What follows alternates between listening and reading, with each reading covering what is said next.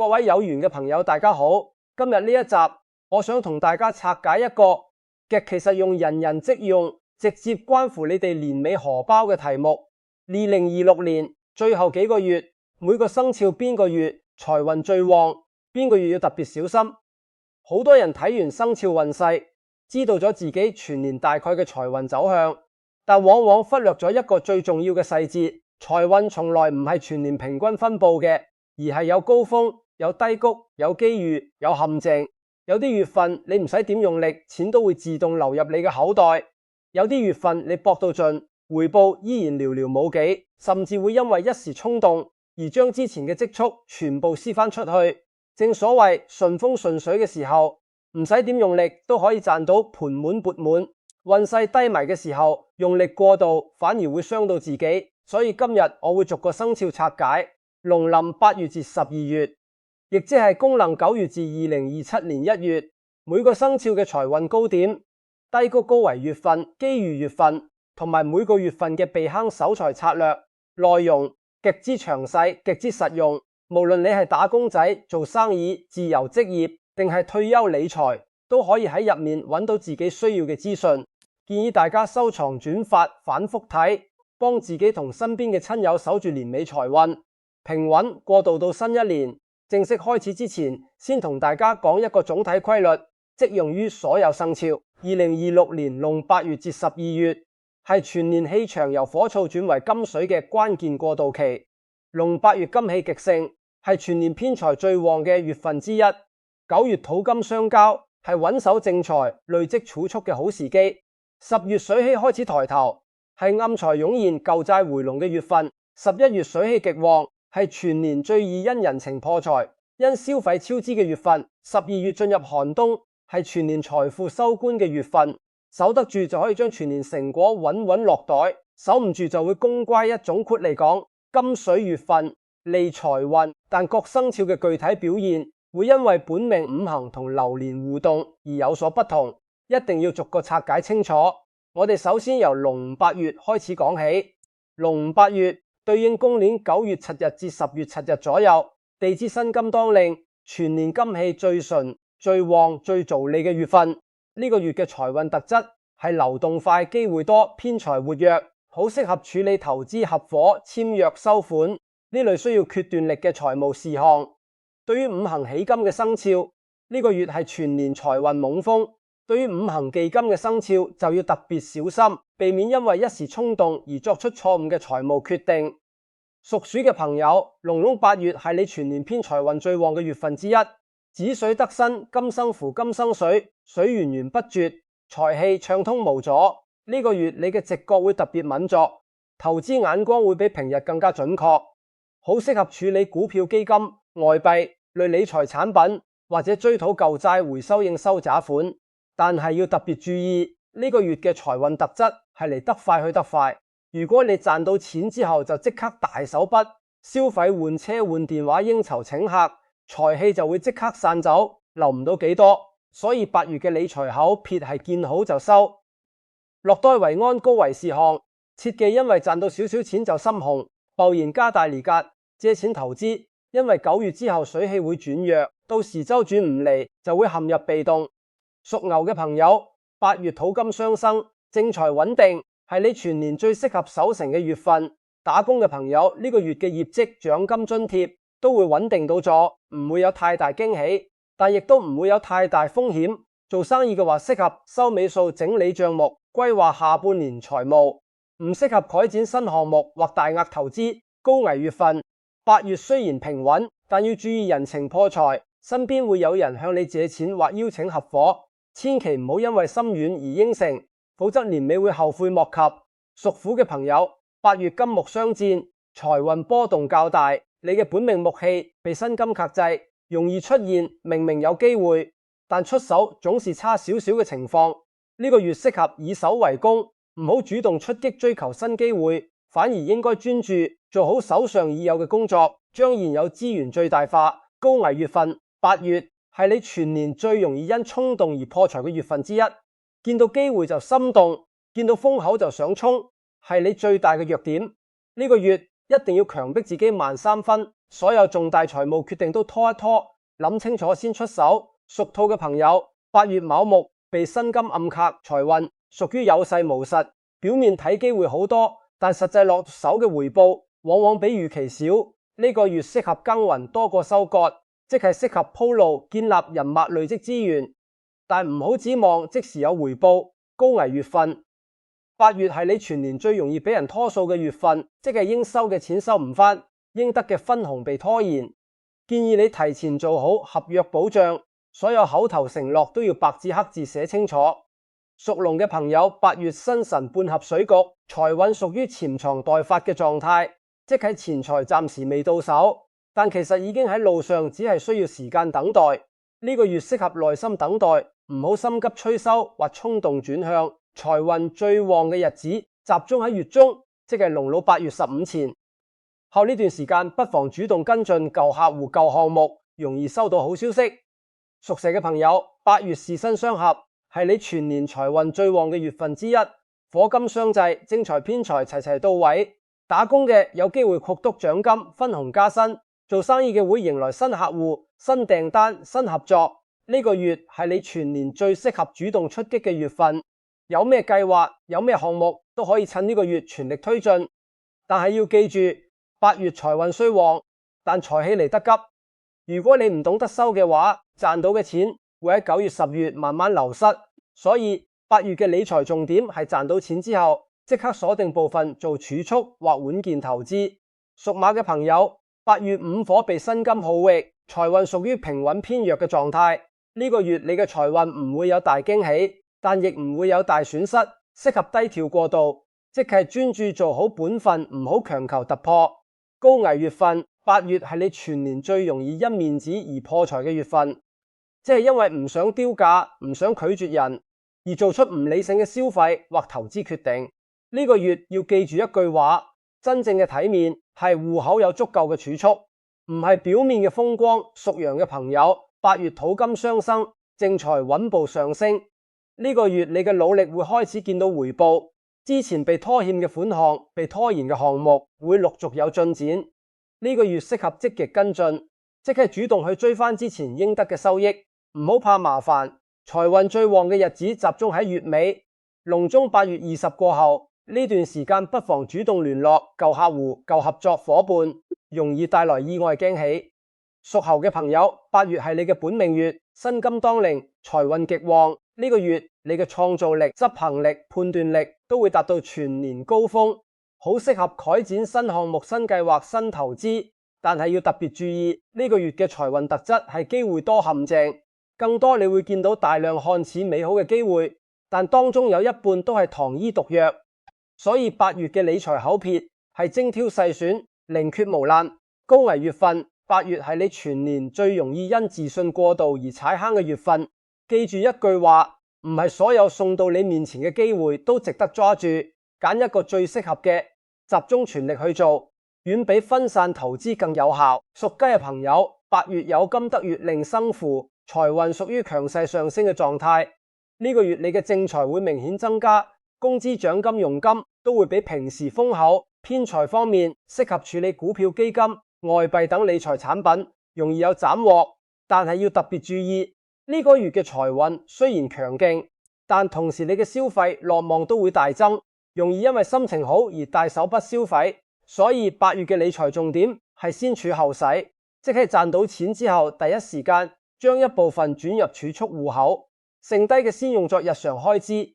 屬狗嘅朋友，8月申戌半會金局，財運屬於穩中有升嘅狀態。呢個月你嘅收入會比前幾個月穩定，之前嘅財務壓力會逐漸減輕。呢個月適合整理財務，即係檢視自己嘅收支狀況，清理唔必要嘅開支，制定下半年嘅理財計劃。財運最旺嘅日子集中喺月中，龍落8月15前後。呢段時間不妨主動跟進舊客戶、舊項目，容易收到好消息。屬豬嘅朋友，8月辛亥相害，財運屬於波動較大嘅狀態。呢個月你嘅財運會出現先升後跌嘅走勢，即係月初到月中會有不錯嘅收入，但月尾容易因為意外開支而將之前賺到嘅錢全部消耗。所以8月嘅理財重點係見好就收，即係賺到錢之後第一時間鎖定部分做儲蓄，唔好等到月尾先發現戶口歸零。講完農曆8月，跟住輪到農曆9月。農曆9月對應公農10月8日至11月6日左右，地支戌土當令，土氣旺盛，係全年守財同蓄力嘅關鍵月份。呢個月嘅財運特質係穩定緩慢累積，適合處理長期理財規劃、告敗保險、置業、儲蓄等需要長遠眼光嘅財務事項。對於五行喜土嘅生肖，呢個月係財運平穩上升嘅好時機。對於五行忌土嘅生肖就要特別注意，避免因為過度保守而錯失機會。踏入農曆9月，屬鼠嘅朋友，子水被戌土克制，財運屬於受壓嘅狀態。呢個月你嘅財運會比8月明顯回落，收入會減少，開支會增加，容易出現入不敷出嘅情況。高危月份9月係你全年最容易因人情而破財嘅月份，身邊會有人向你借錢求助，邀請合夥。如果你唔懂得拒絕，就會陷入財務困境。呢個月嘅理財重點係堅守底線，即係無論對方講得幾動聽，都要記住你自己嘅財務安全先係最重要嘅。屬牛嘅朋友，9月丑戌相刑，財運屬於波動不定嘅狀態。呢個月你嘅財運會時好時壞，有時會有好消息，有時會有壞消息，令人難以捉摸。呢個月適合保持靈活，即係唔好將所有資金鎖死喺同一個地方，要保持一定嘅流動性，隨時應對突發情況。高危月份9月係你全年最容易因投資失誤而破財嘅月份，即係因為一時衝動而做出錯誤嘅投資決定。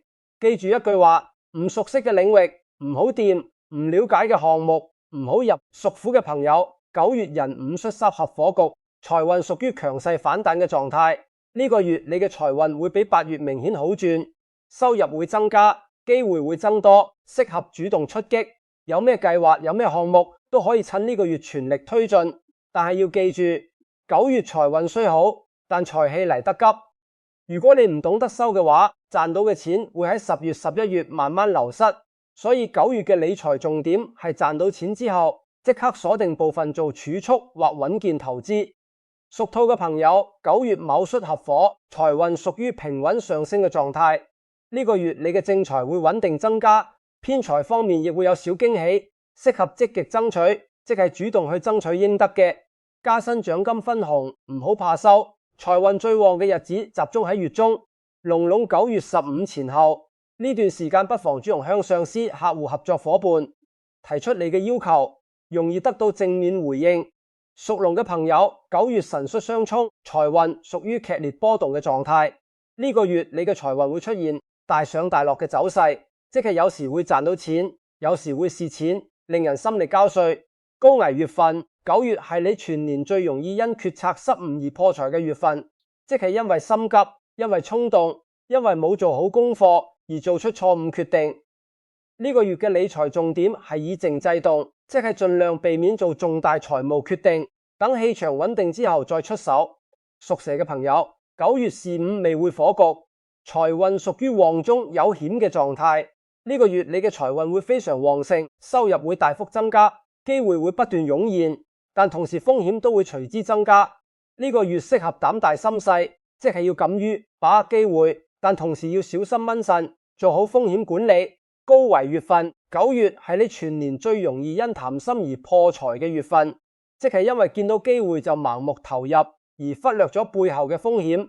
記住一句話，10個機會入面最多得2、3個係真嘅，其餘都係陷阱。屬馬嘅朋友，9月午戌半合夥局，財運屬於強勢上升嘅狀態。呢個月你嘅財運會非常理想，正財偏財都會有顯著增值，適合全力衝刺。有咩計劃，有咩項目都可以趁呢個月全力推進。但係要記住，9月財運雖強，但同時你嘅消費索望都會大增，容易因為心情好而大手筆消費。所以9月嘅理財重點係先儲後使，即係賺到錢之後，第一時間將一部分轉入儲蓄戶口，剩低嘅先用作日常開支。屬羊嘅朋友，9月未戌相刑，財運屬於受壓嘅狀態。呢個月你嘅財運會比8月明顯回落，收入會減少，開支會增加，容易出現財務緊張嘅情況。高危月份9月係你全年最容易因家庭開支而破財嘅月份，即係因為家庭突發事件、子女教育、長輩醫療等開支而令財務出現壓力。呢個月嘅理財重點係預留應急資金，即係要確保自己有足夠嘅現金應對突發情況。屬猴嘅朋友9月申戌半會金局，財運屬於平穩上升嘅狀態。呢個月你嘅正財會穩定增加，偏財方面亦會有小驚喜，適合積極跟進，即係主動去追翻之前應得嘅收益，唔好怕麻煩。財運最旺嘅日子集中喺月尾，農曆9月20過後，呢段時間不妨主動聯絡舊客戶、舊合作夥伴，容易帶來意外驚喜。屬雞嘅朋友9月有失傷害，財運屬於波動較大嘅狀態。呢個月你嘅財運會出現先升後跌嘅走勢，即係月初到月中會有不錯嘅收入，但月尾容易因為意外開支而將之前賺到嘅錢全部消耗。高危月份9月係你全年最容易因健康問題而破財嘅月份，即係因為自己或家人嘅健康問題而產生額外開支。呢個月嘅理財重點係做好健康管理，即係要注意飲食、作息運動，減少生病嘅機會。屬狗嘅朋友9月係你嘅本命月，戌土當令，財運屬於穩中有升嘅狀態。呢個月你嘅收入會比前幾個月穩定，之前嘅財務壓力會逐漸減輕。呢個月適合整理財務，即係檢視自己嘅收支狀況，清理唔必要嘅開支，制定下半年嘅理財計劃。財運最旺嘅日子集中喺月初，農曆9月初1至初10。呢段時間不妨主動跟進舊客戶、舊項目，容易收到好消息。屬豬嘅朋友9月戌土克亥水，財運屬於受制嘅狀態。呢個月你嘅財運會比8月明顯回落，收入會減少，開支會增加，容易出現財務壓力。高危月份9月係你全年最容易因借貸而破財嘅月份，即係因為借錢俾人或者自己借貸而令財務出現問題。呢個月嘅理財重點係減少負債，即係盡量避免借錢，同時盡快還清現有嘅債務。講完農曆9月，跟住輪到農曆10月。農曆10月對應公曆11月7日至12月6日左右，地支亥水當令，水氣旺盛，係全年暗財湧現同舊債回籠嘅關鍵月份。呢個月嘅財運特質係潛藏回流意外，適合處理舊債追討欠款、接收遺產、保險理賠等非經常性嘅財務事項。對於五行喜水嘅生肖，呢個月係財運驚喜連連嘅好時機。對於五行忌水嘅生肖就要特別注意，避免因為過度樂觀而做出錯誤決定。踏入農曆10月，屬鼠嘅朋友亥子半會水局，財運屬於全年無風嘅狀態。呢個月你嘅正財偏財都會非常旺盛，收入會大幅增加，機會會不斷湧現，係你全年最適合全力衝刺嘅月份。但係要記住，10月財運雖旺，但同時你嘅消費慾望都會大增，容易因為心情好而大手筆消費。所以10月嘅理財重點係先取後使，即係賺到錢之後，第一時間將一部分轉入儲蓄戶口，剩低嘅先用作日常開支。屬牛嘅朋友10月亥水滋潤丑土，財運屬於穩步回升嘅狀態。呢個月你嘅正財會穩定增加，偏財方面亦會有小驚喜，適合積極跟進，即係主動去追翻之前應得嘅收益，唔好怕麻煩。財運最旺嘅日子集中喺月中，龍煞10月15前後。呢段時間不妨主動聯絡舊客戶、舊合作夥伴，容易帶來意外驚喜。屬虎嘅朋友10月寅亥合木，財運屬於平穩上升嘅狀態。呢個月你嘅正財會穩定增加，偏財方面亦會有小驚喜，適合積極爭取，即係主動去爭取應得嘅加薪獎金分紅，唔好怕收。財運最旺嘅日子集中喺月尾，農曆10月20過後。呢段時間不妨主動向上司、客戶、合作夥伴提出你嘅要求，容易得到正面回應。屬兔嘅朋友10月卯亥半合，木局財運屬於旺中有險嘅狀態。呢個月你嘅財運會非常旺盛，收入會大幅增加，機會會不斷湧現，但同時風險都會隨之增加。呢個月適合膽大心細，即係要敢於把握機會，但同時要小心謹慎，做好風險管理。高危月份10月係你全年最容易因合作而破財嘅月份，即係因為合夥合作而產生財務糾紛。記住一句話，所有合作都要白紙黑字寫清楚，唔好信口頭承諾。屬龍嘅朋友10月辰亥相克，財運屬於受壓嘅狀態。呢個月你嘅財運會比9月明顯回落，收入會減少，開支會增加，容易出現財務緊張嘅情況。高危月份，10月係你全年最容易因投資失誤而破財嘅月份，即係因為一時衝動而做出錯誤嘅投資決定。呢個月嘅理財重點係保持現金，即係盡量避免做重大投資，保持足夠嘅現金應對突發情況。屬蛇嘅朋友10月巳亥相沖，財運屬於劇烈波動嘅狀態。呢個月你嘅財運會出現大上大落嘅走勢，即係有時會賺到錢，有時會蝕錢，令人心力交瘁。高危月份，10月係你全年最容易因決策失誤而破財嘅月份，即係因為心急，因為衝動，因為冇做好功課而做出錯誤決定。呢個月嘅理財重點係以靜制動，即係盡量避免做重大財務決定，等氣場穩定之後再出手。屬馬嘅朋友10月午亥暗合，財運屬於平穩上升嘅狀態。呢個月你嘅正財會穩定增加，偏財方面亦會有小驚喜，適合積極跟進，即係主動去追翻之前應得嘅收益，唔好怕麻煩。財運最旺嘅日子集中喺月初，農曆10月初1至初10，呢段時間不妨主動聯絡舊客戶、舊合作伙伴，容易帶來意外驚喜。屬羊嘅朋友10月亥未半會木局，財運屬於穩中有升嘅狀態。呢個月你嘅收入會比前幾個月穩定，之前嘅財務壓力會逐漸減輕。呢個月適合整理財務，即係檢視自己嘅收支狀況，清理唔必要嘅開支，制定年尾嘅理財計劃。財運最旺嘅日子集中喺月中，農曆10月15前後。呢段時間不妨主動跟進舊客戶、舊項目，容易收到好消息。屬猴嘅朋友10月辛亥相害，財運屬於波動較大嘅狀態。呢個月你嘅財運會出現先升後跌嘅走勢，即係月初到月中會有不錯嘅收入，但月尾容易因為意外開支而將之前賺到嘅錢全部消耗。高危月份，10月係你全年最容易因人際關係而破財嘅月份，即係因為朋友、同事、親戚而產生財務糾紛。呢個月嘅理財重點係保持距離，即係盡量避免同身邊人有金錢往來。屬雞嘅朋友10月有金得亥水相生，財運屬於強勢上升嘅狀態。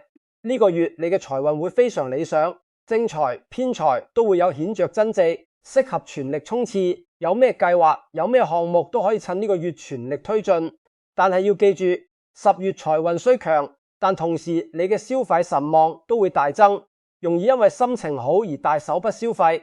所以10月嘅理財重點係先取後使，即係賺到錢之後，第一時間將一部分轉入取蓄戶口，剩低嘅先用作日常開支。屬狗嘅朋友10月戌亥相克，財運屬於受制嘅狀態。